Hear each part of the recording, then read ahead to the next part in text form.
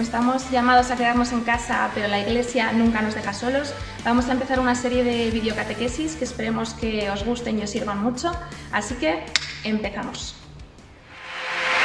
El amor vence siempre, el amor vence siempre, como Cristo ha vencido, el amor ha vencido, el amor vence siempre, aunque en ocasiones, ante sucesos y situaciones concretas, pueda parecernos impotente. Cristo parecía impotente en la cruz. Dios siempre puede más. Acabamos de escuchar a San Juan Pablo II recordándonos que el amor siempre vence y el amor pleno está en Jesucristo, y podríamos pasarnos vídeos y vídeos hablando de él, pero para condensar su misterio en uno solo vamos a hablar de su pasión y su cruz, que es la plenitud de la revelación de Dios. El misterio de la cruz es importantísimo, tanto es así que Jesús se refirió a su pasión como su hora, y San Pablo se refiere a ella como el momento señalado. En ella Jesús se entregó totalmente por nosotros, e incluso se podría decir que toda su vida y toda la revelación tiende hacia esa entrega. Veamos algún ejemplo. La misma revelación es un abajarse de Dios para darse a conocer a la humanidad. El Dios Altísimo se hace hombre en el nacimiento de Jesús. De entre todo el cosmos viene a la tierra. De entre toda la tierra escoge a Israel, un pueblo pequeño, pero con quien había establecido su alianza. Nace en Nazaret, que dentro de Israel no tenía ninguna importancia, y de entre lo pequeño escoge lo más pequeño y nace en un pesebre. Se podría hablar también de su vida, pero vamos a ir directos a la cruz. Dios muere en una cruz, en lugar de un proscrito y de un fracasado. Pero ahora bien, ¿por qué es tan importante la cruz? Porque en ella Jesús, verdadero Dios y verdadero hombre, nos muestra y descubre quién es Dios y su amor por nosotros, y además porque en ella está nuestra salvación. Amor y salvación. Los dos motivos están relacionados, y de hecho la salvación que nos trae Jesús en la cruz es la realización del amor de Dios. Respecto al primero, podríamos preguntarnos, ¿dónde está el amor en la cruz de Cristo?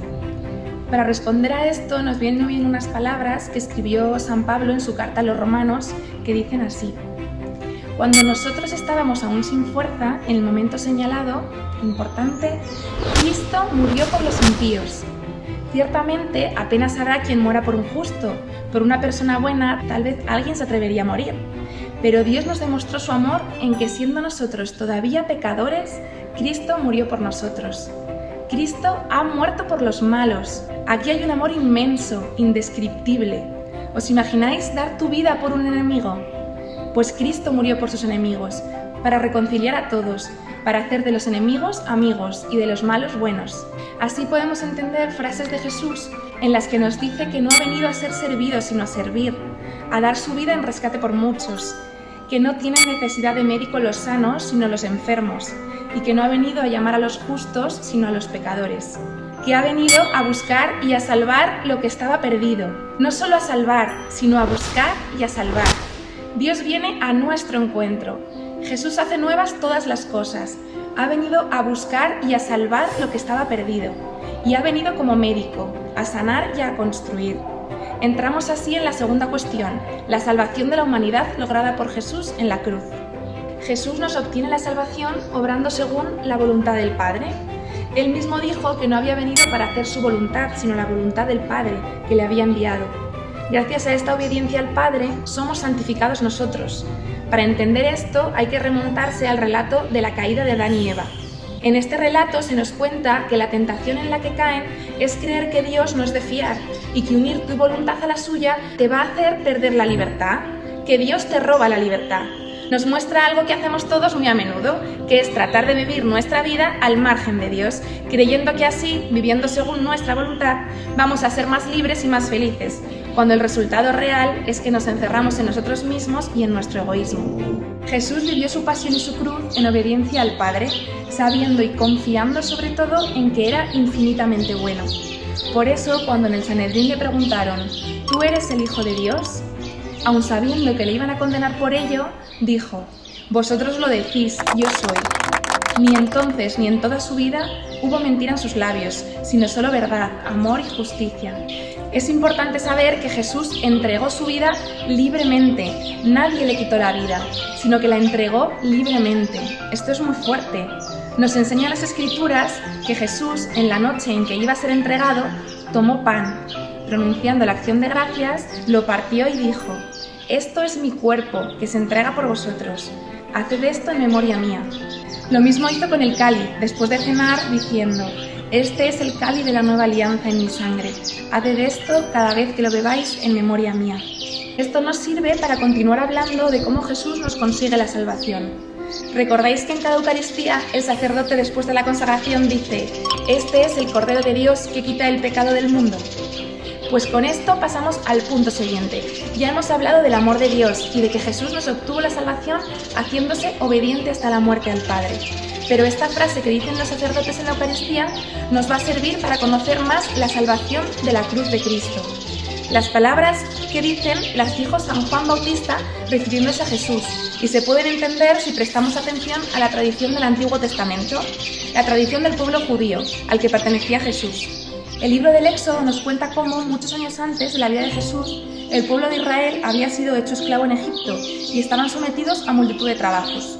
Dios se compadeció de su pueblo y quiso salvarlo de la esclavitud de Egipto por medio de Moisés, pero el faraón no quería dejarlos marchar. ¿Qué pasó? Que debido a que el faraón no quería dejarles marchar, Dios envió varias plagas a Egipto, pero el faraón seguía sin dejar marchar al pueblo de Israel. La última plaga iba a consistir en que Dios iba a pasar exterminando a todos los primogénitos de Egipto, que eran los hijos mayores de cada familia, y ante esto ordenó a Moisés que cada familia debía matar y comer un cordero que sería un animal sin defecto, macho, y que toda la asamblea de los hijos de Israel lo mataría al atardecer. Esa noche debían rociar con la sangre del cordero las puertas de la entrada de su casa. Ante la sangre del cordero, la plaga pasaría de largo y no entraría en su casa, y la sangre del cordero sería la salvación de su casa.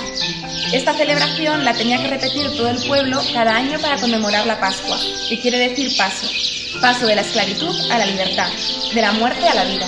Todo esto era figura del verdadero cordero cuya sangre salva de la muerte, Cristo, el Cordero de Dios que quita el pecado del mundo. No podemos olvidar que la verdadera esclavitud es el pecado. De hecho, llamamos Pascua al paso de Jesús de la muerte a la vida, y fue en las fiestas de Pascua judía cuando los hijos de Israel lo mataron al atardecer. La Pascua judía era figura de la que tenía que venir, la Pascua de Cristo. Vamos a acabar con otro relato que nos puede ayudar a entender a Cristo como Cordero de Dios que quita el pecado del mundo, y que nos va a servir para terminar volviendo a encontrar en la cruz el amor de Dios y la obediencia de Jesús al Padre. Es un relato del profeta Isaías. En él el profeta habla de un personaje misterioso del que dice que justificará a muchos porque cargó con los crímenes de ellos, y que como cordero llevado al matadero enmudecía y no abría la boca. Esta profecía de la que nos habla Isaías se cumple en Jesús, que acepta voluntariamente la cruz cargando con nuestros pecados. En el Antiguo Testamento, la expiación de los pecados se conseguía mediante la sangre de animales sacrificados. La sangre de estos animales la derramaban los sacerdotes sobre el propiciatorio del Arca de la Alianza.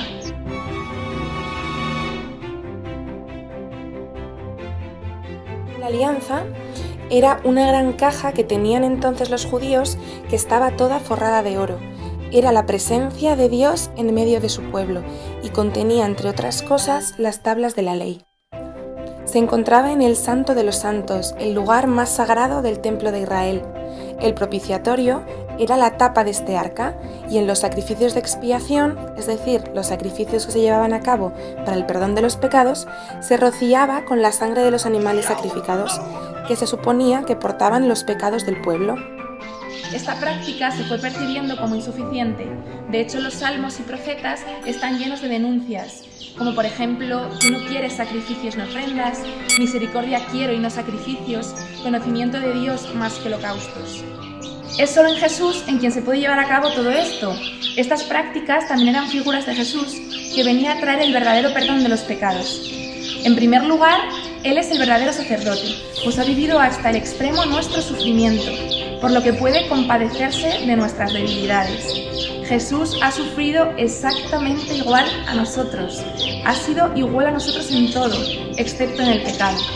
Los sacerdotes de la Antigua Alianza tenían que ofrecer primero sacrificios por sí mismos y luego por el pueblo, porque tanto ellos como el pueblo eran pecadores. Sin embargo, Jesús no tiene pecado porque es verdaderamente Dios, y por eso, y en segundo lugar, es también el verdadero propiciatorio del Arca de la Alianza, por ser la verdadera presencia de Dios en medio de su pueblo. Jesús, en su pasión, sí realiza en verdad en su propia carne lo que era figura en el Antiguo Testamento. El pecado y la miseria humana quedan expiados al entrar en contacto con la santidad de Dios. Por tanto, Jesús es Dios, sacerdote y víctima. En su persona se cumplen todas las promesas de Dios. ¿Os dais cuenta realmente de lo que estamos diciendo? Jesús, que no tenía ningún pecado, ha cargado con nuestros pecados para salvarnos. Efectivamente, no ha venido a ser servido, sino a servir y a dar su vida en rescate por muchos. Ha venido a buscar y a salvar lo que estaba perdido, para regalarnos a todos la santidad.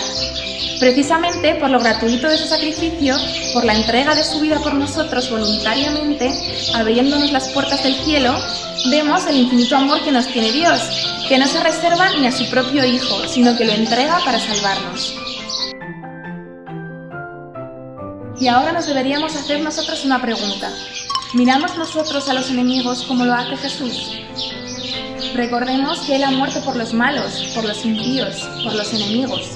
Jesús ha hecho lo posible para acercarse a todos nosotros, para rescatarnos de nuestros pecados y llevarnos hacia Él. ¿Hacemos nosotros lo mismo? Jesús sufrió la cruz para reconciliarnos a todos con Dios y así traernos la paz. ¿Buscamos nosotros la paz a nuestro alrededor? ¿Realmente la buscamos? Además, la pasión de Jesús es una respuesta enorme al sufrimiento. Respecto a nuestros sufrimientos, contemplando la pasión de Jesús, podemos ver que todo lo que Él vivió hace que nosotros podamos vivirlo en Él y que Él lo viva con nosotros. No estamos solos en el sufrimiento, estamos llamados a no ser más que una sola cosa con Él. Nos hace comulgar en cuanto a miembros de su cuerpo, en lo que Él vivió en su propia carne por nosotros y como modelo nuestro. Una vez un sacerdote me dio mucha luz una cosa que me dijo, y es que todo nuestro sufrimiento cabe en las heridas de Jesús, que todo mi sufrimiento está dentro de las heridas de Jesús. Y respecto al sufrimiento de los otros, contemplar la pasión de Jesús nos lleva a ver a Jesús en los pobres, en los enfermos. Como dice Papa Francisco, la aceptación del primer anuncio, que invita a dejarse amar por Dios y amarlo con el amor que Él mismo nos comunica, provoca en la vida de la persona y en sus acciones una primera y fundamental reacción: desear, buscar y cuidar el bien de los demás. Esto mismo lo podemos completar con lo que San José María Escrivá dijo en una ocasión, que es: pensar en la muerte de Cristo se traduce en una invitación a situarnos con absoluta sinceridad ante nuestro quehacer ordinario, a tomar en serio la fe que profesamos. La Semana Santa, por tanto, no puede ser un paréntesis sagrado en el contexto de un vivir movido solo por intereses humanos. Ha de ser una ocasión de ahondar en el amor de Dios, para poder así, con la palabra y con las obras, mostrárselo a los hombres. Cristo ha muerto por ti. ¿Tú qué debes hacer por Cristo?